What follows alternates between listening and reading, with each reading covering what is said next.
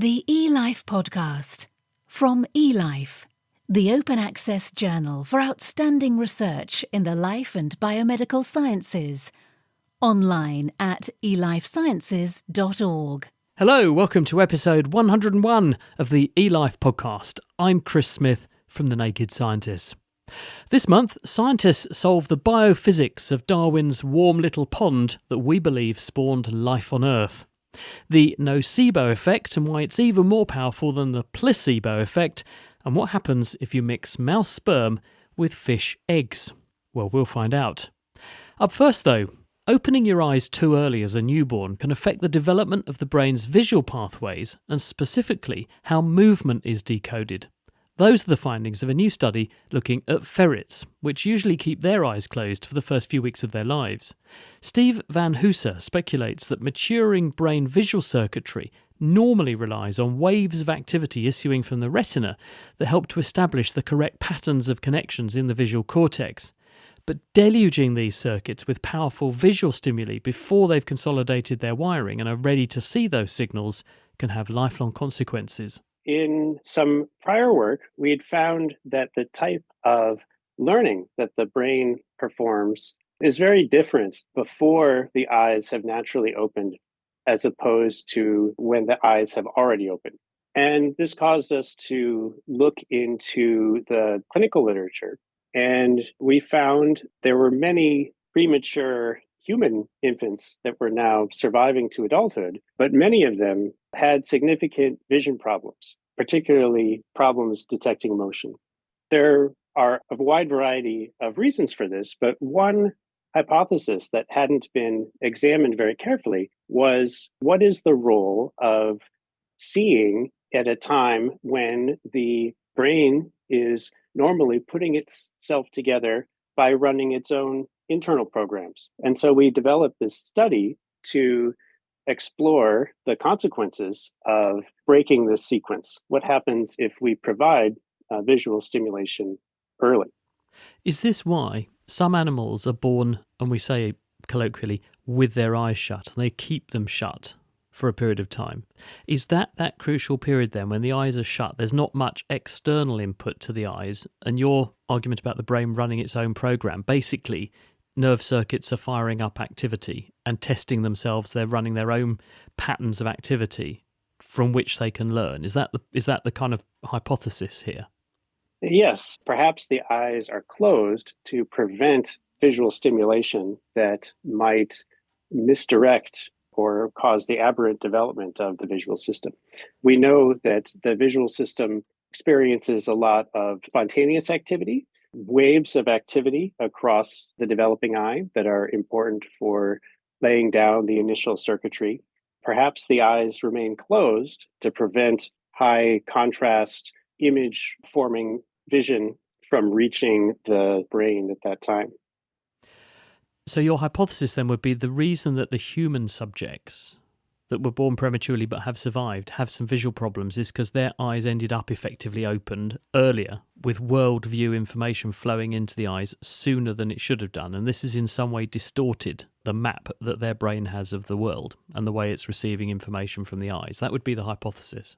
Yes, it's important to know that the population of very premature infants is heterogeneous. So some have clear brain damage, but many do not. And even among this group that do not, there are elevated thresholds for detecting motion and some vision problems. So yes, our hypothesis was that too early exposure to vision could be detrimental.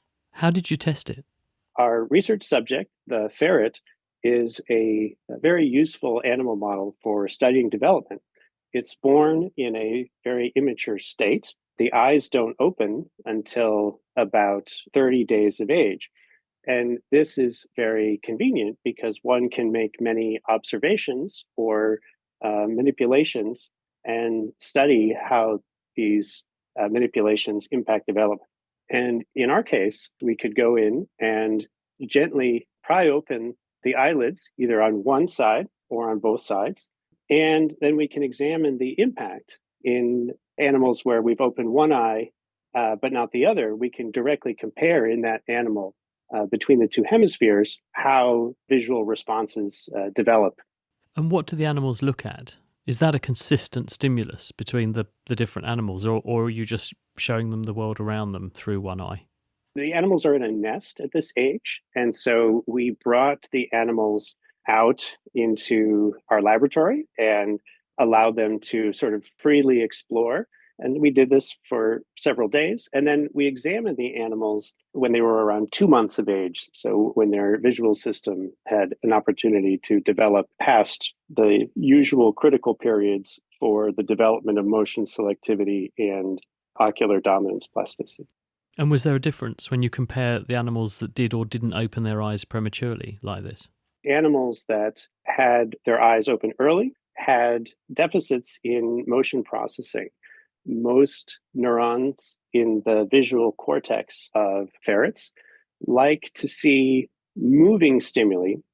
And we found that many of the cells in the opposite hemisphere from an early opened eye were not strongly selective for movement. That's quite unusual. That was not what we saw in our control cells. And the significance of it being the opposite side of the brain is the visual system is largely crossed over, isn't it? So what I see on the right of myself is interpreted on the left-hand side of the brain and vice versa. So that would fit with the eye, the impacted eye, projecting onto the opposite side of the brain. So why do you think this happens then? How does opening the eye early in that way and letting them see, which ostensibly that's what the eye is for, why would that affect the processing of movement?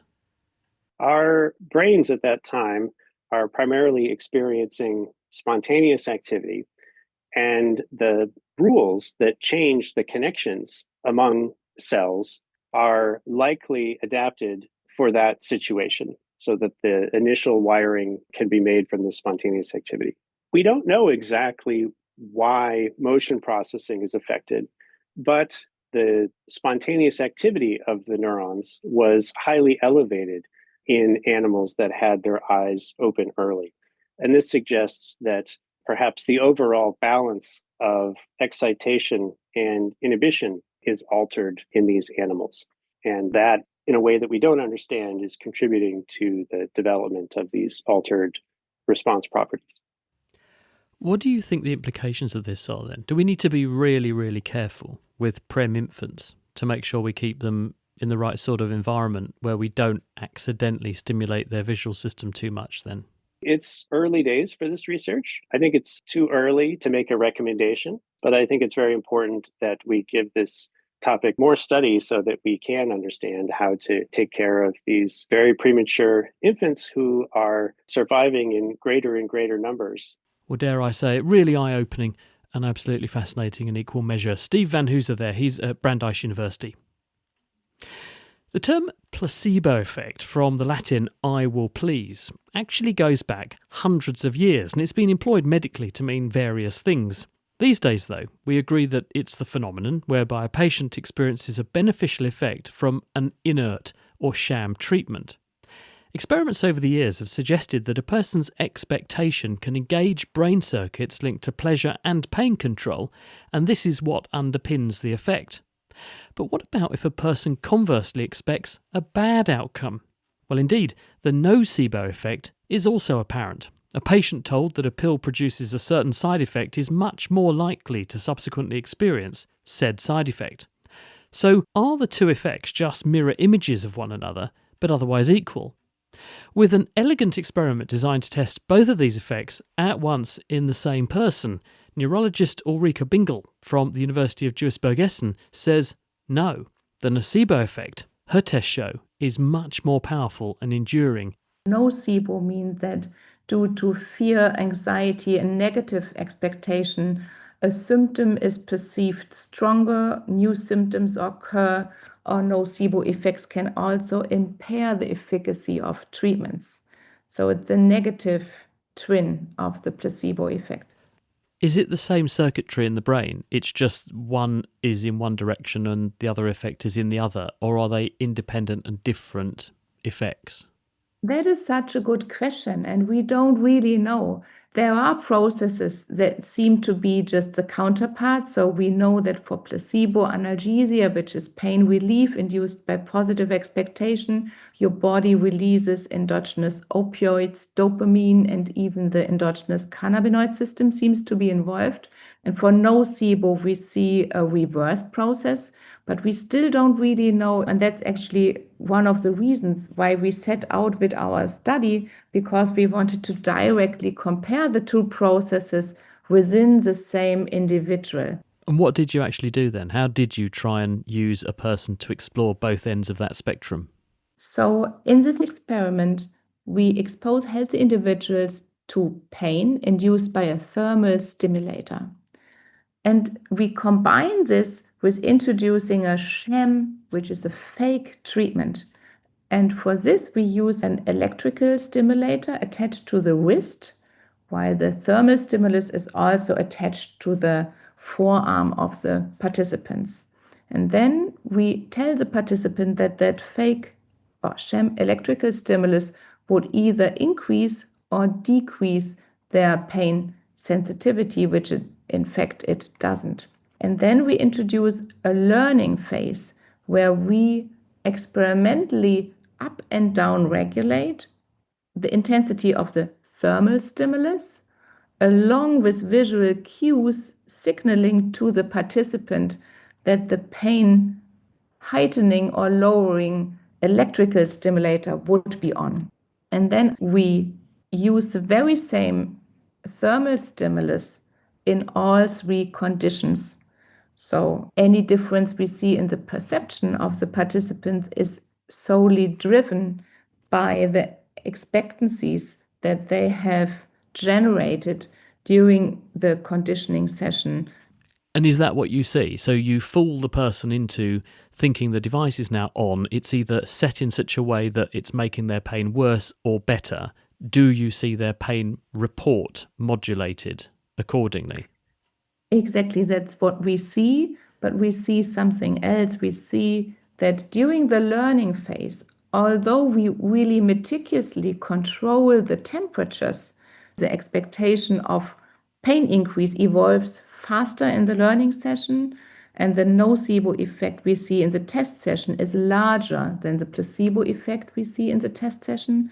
And then we did something in addition. So we re-invited all participants 1 week later to see whether these effects persist over time. And in fact, they do. They persist over a week. And again, even after a week, nocebo effects are still stronger than those of the placebo effect. And that's a really novel and clinically very important finding, that it's easier to induce nocebo than placebo.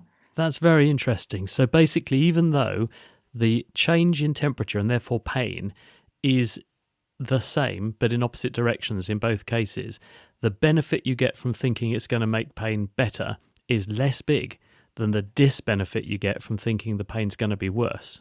That's very interesting. So if it's the same circuitry, why is it biased in favour of the bad outcome? That's a fascinating question. We interpret this along a better safe than sorry account. It seems that evolutionary, we are made to very safely store negative encounters and negative events to prevent harm in the future. This is the neurological correlate of once bitten, twice shy, isn't it? Exactly, yeah.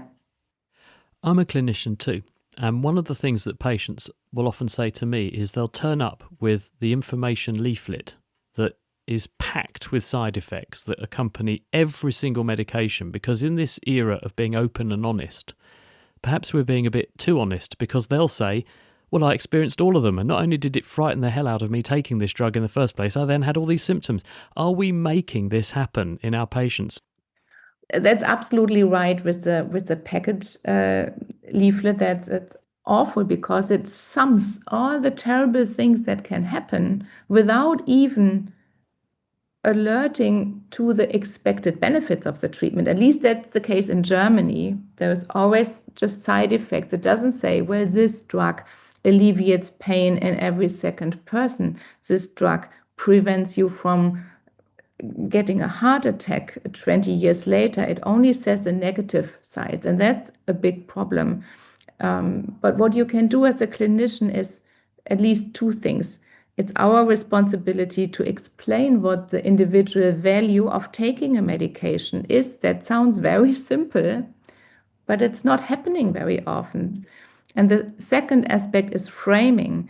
Very subtle changes in your wording can make a big difference. You can say 9 of 10 patients tolerate this drug very well, and you can say 1 of 10 will develop side effects. And guess who gets more side effects? It's a group that hears 1 in 10 get side effects. So now we nocebo why. When you read the side effects on a packet of pills, you are much more likely to experience them and remember them. Ulrika Bingle there.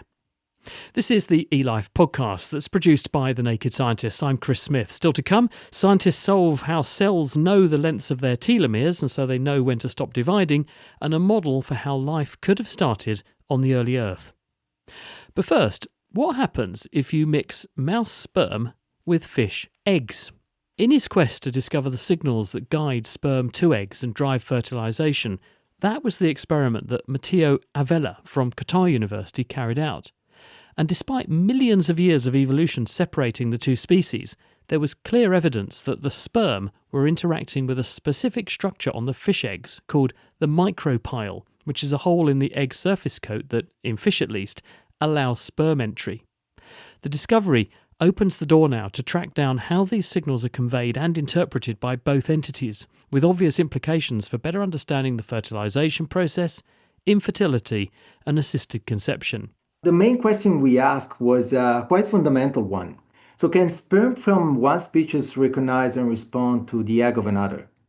And so in mammals like mice or humans, fertilization takes place inside the female reproductive tract. And sperm must bind to a layer around the egg, which is called the zona pellucida. But interestingly, in mammals, including the mouse, we still don't have a clearly defined mechanism that actively attracts sperm to the egg. We know that sperm eventually reach it, but we don't know how they navigate so precisely within the female genital tract.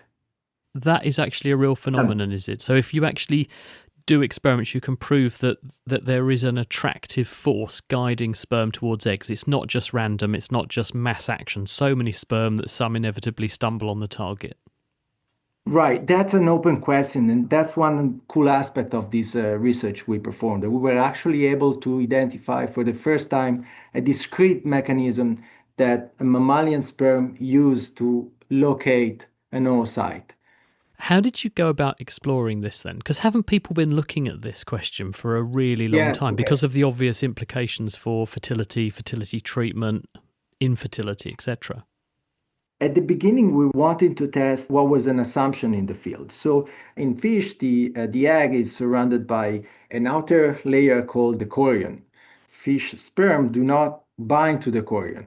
They actually use an opening in the chorion. This opening is called the micropyle. And so the fish sperm cross the chorion by using this micropyle. And you imagine the micropyle to be as a hole in the chorion. This chorion is defined by a number of proteins.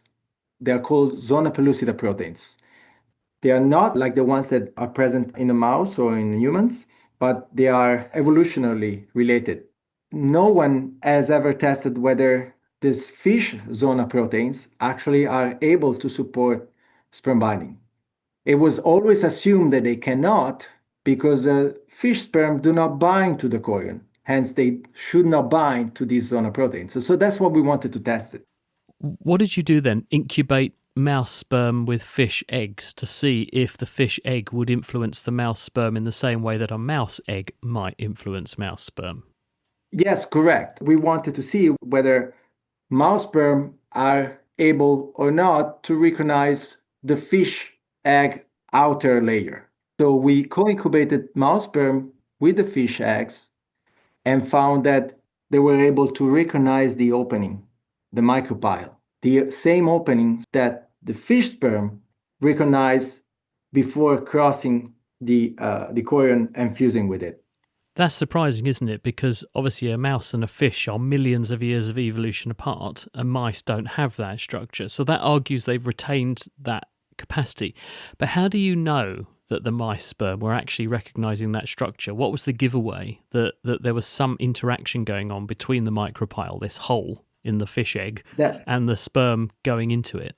That is a great question. We took a number of time-lapse imaging movies where we're able to show that actually not all the sperm were able to locate the micropyle, but just a fraction of it.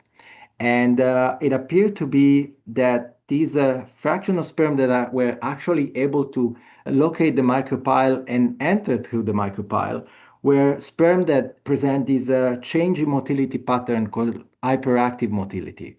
And this hyperactive motility is essential in mammalian fertilization for sperm to acquire if they want to be able to cross the egg envelope and finally fuse with the egg. Were these sperm getting activated by the fish egg, or in order to have that hypermotility that would normally do this, or did some of them just by chance happen to have that already, and that is what enabled those particular groups that had just randomly become hypermotile to get in? Another great question. So we will be able to answer this question once we identify these proteins surrounding the micropyle, the opening, and the molecular identity of this protein is still undefined. Then we will be able to assess whether this protein is actually capable of inducing hyperactivation in mammalian sperm. Obviously, mice do not have these openings, these micropylar openings that fish eggs do, but the sperm have retained their sensitivity to it and the proteins that perhaps adorn it. Are you arguing then that really the role of that protein and that response to the protein has now been redeployed by evolution so that it's attracting a mouse sperm to a mouse egg, even though there's no micropylar opening there for them to go through, because they will instead get to the egg and then try and break through that outer shell, that zona pellucida they have to get through in order to fertilize the egg? You're absolutely correct, Chris. This is a very good point. To address all these great points, we will have to identify the micropylar protein first. And once we know what the molecular identity of this micropylar protein is, then we will be able to see whether this protein is present also in the mouse egg and where in the mouse egg this protein is localized, is expressed. And in that case, we'll be able to establish animal models or mouse models that do not have this protein and see whether fertilization rate is affected also. But all these questions will have to be addressed once this micropylar protein will be molecularly identified. And presumably, thinking ahead, there might be a link then to infertility, because we know that in some cases sperm just don't seem to get into eggs. So could it be that it's something going wrong with this process, that in those subset of cases of infertility, that might be going on? So if you can identify what the protein is, you can then ask, well, is it linked to the reason that the sperm don't get in this context? Almost certainly, Chris. So there are cases of unexplained infertility where couples present both normal-looking sperm and eggs, but for some reasons they don't fertilize, and so they require assisted reproduction and in vitro fertilization. And so if such a mechanism is conserved across evolution and such protein exists in mammals as it does in fish, then mutations that prevent the expression of this protein will likely lead or affect the fertility. It's going to be really intriguing to see where that observation takes the team next. Matteo Avella there. Back in the 1930s, scientists described structures at the ends of chromosomes resembling the protective tape wrapped around the ends of shoelaces. They dubbed them telomeres, and we've subsequently learned that these structures play an important role in limiting the growth lifetimes of cells. With each cell division, the telomeres shrink until they reach a threshold point whereby cell division ceases. This makes them a critical anti-cancer device. But how do cells know how much telomere material is still present? And how do they therefore regulate the amount of telomerase activity? This is the enzyme that builds and maintains telomeres. If you had too much of that enzyme, the telomeres would keep growing, not shortening, and that would render the cell immortal. Indeed, that's what happens with some cancers. Well, now, thanks to Shantanu Chowdhury, who's at the Indian Institute of Genomics and Integrated Biology in New Delhi, we think we know. It's complicated, but bear with me. Telomeres, it turns out, bind a protein called TRF2, which protects and stabilises normal telomeres.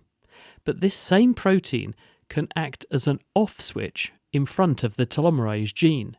And if you shorten a telomere, you release TRF2 because there are fewer sites for it to bind to.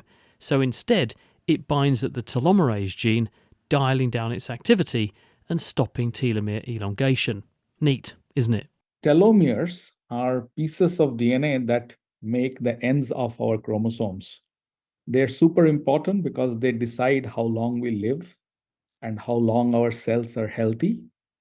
And while it was known that telomeres shorten with age, it was not clear how does that work and why does that work?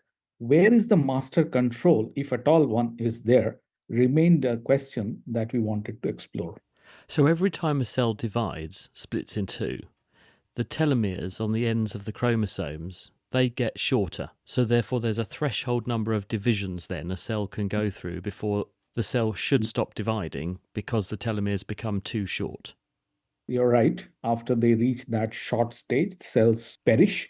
And this is a way of cells making way for new cells to come in and old cells getting out of the system. However, in certain situations, this law is broken and telomeres cease to shorten after replication, giving cells an immortal life, which, in other words, is a growing tumor. So understanding the molecular clockwork that links cell division and the length of these telomeres, that's pretty important then, isn't it, for the lifetime of cells, but also the health of cells, viability of cells, and them not becoming cancerous. Yes. So they're the master controller about how is this brought about? How does a cell know it has shortened enough? How does a cell break the rule and become a supercell in some way and live forever? So while it was commonly understood that there is a particular protein which synthesizes telomeres, which of course is known as telomerase. Name comes from telomeres, and the maker of telomeres is called telomerase. In normal cells, it is super important that telomerase is not present, and therefore, once telomeres shorten after a cell divides, becomes two, and then two becomes four, and as telomeres progressively decrease in length, because normal cells have a very low supply of telomerase, telomeres are not synthesized anymore. We surmised or we thought that there must be a link between how long or short your telomeres are and how much telomerase is getting produced. In other words, if telomeres could control the amount of telomerase present, this would seal sort of a gap because, in effect, it would show that how is this game played, that telomeres will shorten to a certain extent and stop, or elongate to a certain extent but not beyond that. So this is something that was noted before but was not clear at a molecular level how this works. So to be clear then, the telomerase enzyme that makes up the telomeres, that builds them and makes them longer, is made on a different part of the DNA. And you're saying, well, there has to be a signal whereby that enzyme's activity, that protein, is turned on or off according to the length of the telomere. So when it's short, the enzyme must be off, so you don't end up making more telomere again. Otherwise, your cells would have no stop clock. Yes, you're very right. And what is the signal that shuttles between the two? Do we know what tells the enzyme how long the telomere is? We found a third factor, which has been shown earlier that it is important for telomeres to have this factor sitting on telomeres to protect telomeres. And it is known as telomere repeat factor 2, TRF2. This molecule has an ability to bind at places far away from telomeres. We latched on to this finding and asked, could this be a player? Because when telomeres shorten, a certain amount of this factor TRF2 is released. because number of positions that it has on telomeres has disappeared because of the shortening. On the other hand, when telomeres elongate, more of this factor is required. Now, if we move to the other location from where telomerase is produced, which is distant from telomeres, we could see that the factor TRF2 is a signal. If there is enough amount of TRF2 available in the cell, telomerase is shut down. It is basically a gatekeeper. It keeps the gate locked when it is present.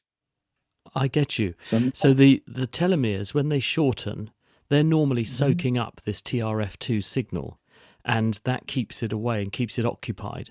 But if there's less telomere material there, this is liberated and it goes to other parts of the genome, including the gene that makes the telomerase enzyme that would build telomeres, and it turns it off. So it basically locks off the ability to make the telomeres longer. Yes, it locks off and therefore the converse scenario is when telomeres have to elongate, TRF2 is required at the telomere ends, and it is lost from the gate of telomerase, including other regions of the genome, and telomerase synthesis goes up. You have more of elongation of telomeres, and that is how the cell understands telomeres are too short. I have to open up and elongate, or I have elongated enough. Now I have to shut it down.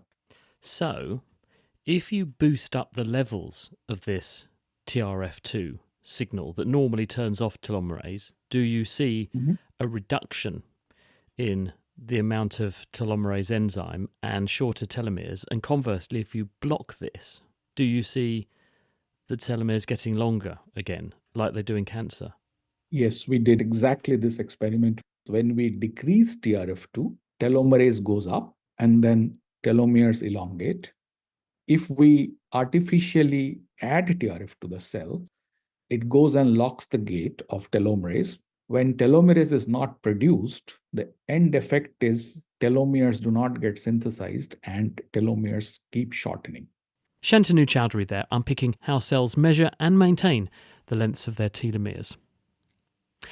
In 1871, Charles Darwin penned a letter to his friend and fellow biologist Joseph Hooker, in which he wrote, arguing for a spontaneous origin for life on the early Earth, "It's often said that all the conditions for the first production of living organism are now present, which could ever have been present. But if, and oh what a big if, we could conceive in some warm little pond with all sorts of ammonia and phosphoric acids, light, heat, electricity present, that a protein compound was chemically formed, ready to undergo still more complex changes, at the present day such matter would be instantly devoured or absorbed, which would not have been the case before living creatures were formed." Now, this provoked many ensuing famous experiments, including the ones that Stanley Miller carried out in the 1950s using artificial lighting, heat and a handful of precursors, and yielded a soup of exciting complex organic chemicals. But the criticism of these experiments is that under more natural conditions on the early Earth, it would have been extremely hard for the reagents and the products of reactions like this to reach reasonable concentrations to stand any chance whatsoever of rolling the dice enough times to arrive at the life-linked processes that must have occurred. Pondering this problem, Ludwig Maximilians University Munich's Dieter Braun has come up with a potential solution. The early Earth was covered in volcanic vents where upwelling gas would have traversed porous rock surfaces. And, as his work shows, it turns out that the passing warm gas concentrates dissolved molecules in the pores, including by evaporating water. And tests with DNA molecules show that the temperatures can cause the strands to break apart into a state that allows the enzyme Taq polymerase to copy them. In essence, he thinks he can create Darwin's warm little pond. So the volcanic islands were the same back then that they are now, and they're very porous. When a volcano erupts, the magma solidifies a lot of pores, and we were interested what airflow across those pores could affect the molecules in the liquid in that pore. And it has two effects. One, it evaporates, but because the airflow, it also makes a small whirl, kind of a circular convection flow. And the combination of both actually accumulates and makes a salt oscillation. On one hand side, low salt, high salt, and that actually makes those strands, double-stranded RNA, to get into single-stranded forms. This is fascinating. How on earth did you actually model this then, so that you could actually watch this process happening? So we made a small pore in the lab between two glass plates and had airflow going over it.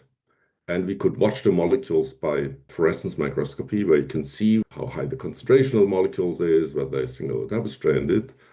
And then we compared it to computer simulations, whether what we see actually made sense physically. Because people have always said Darwin envisaged some warm little pool somewhere where molecules could accumulate, and that the heat and the other conditions there could enable them to get together, to begin to copy themselves. But everyone had always said, well, how would you get enough of them in one place in the first place? How could this happen? So what you're saying is that just this bit of physics could account for how that would have worked. It is a nice combination because on the one hand side, you really accumulate the molecules.